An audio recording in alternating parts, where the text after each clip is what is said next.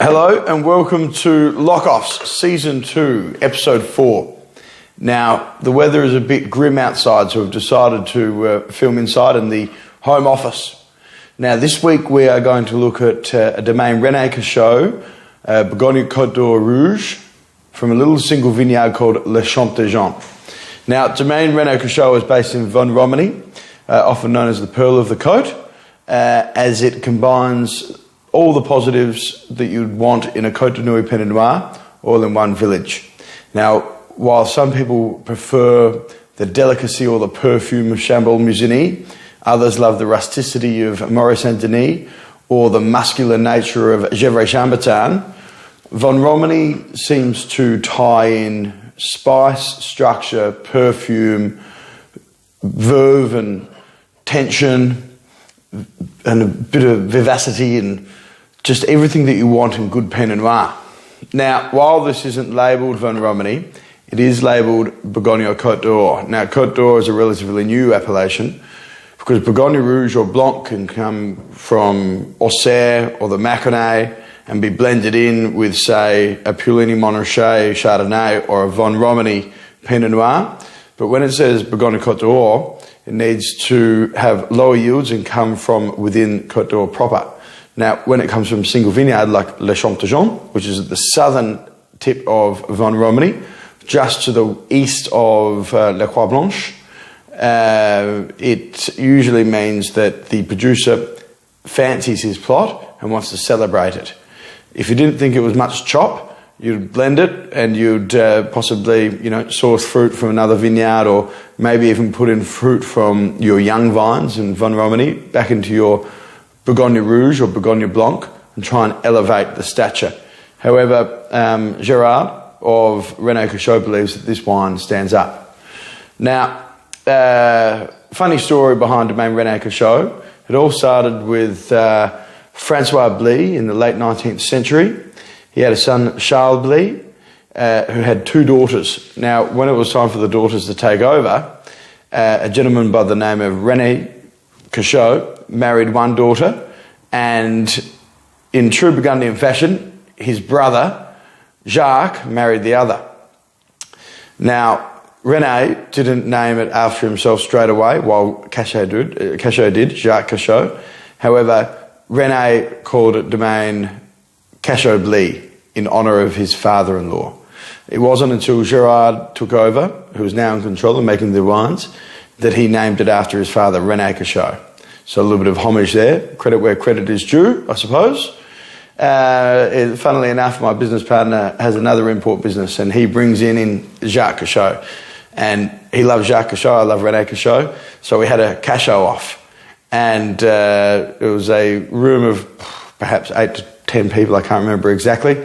And while Ed will say otherwise, Jacques won. Oh, shit, no, Jacques didn't win. I got my tongue tied then. René Cacheux won, I assure you. Now, let's have a little look at the wine.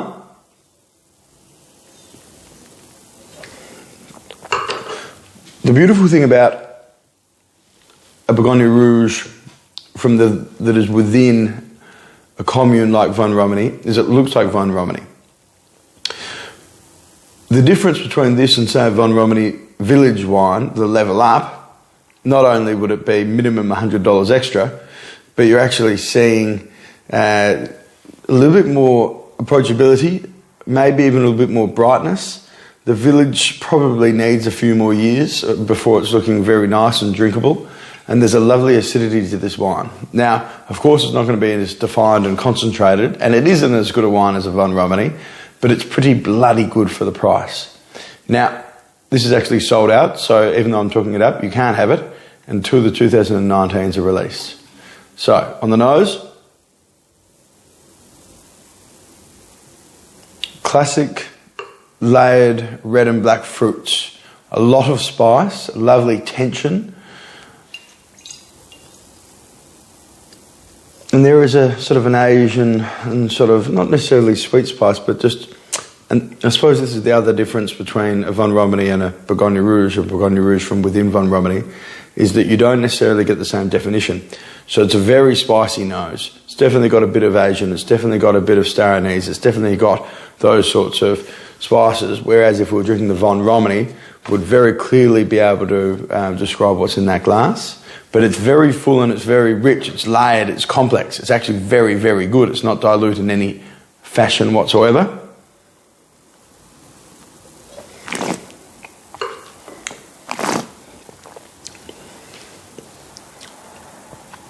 Very powerful, really quite long, and it is concentrated. The tannins are perfectly ripe.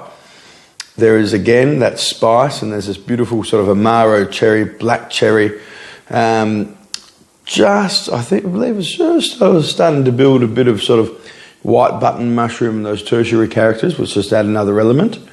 A long fruit, really good wine, a very, very good example of a Bourgogne Rouge.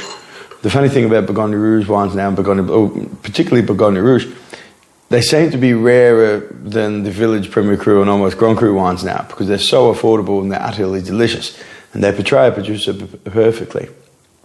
In this case, it shows, beautiful sort of destemmed fruit, very pretty, obviously from a cooler fermentation,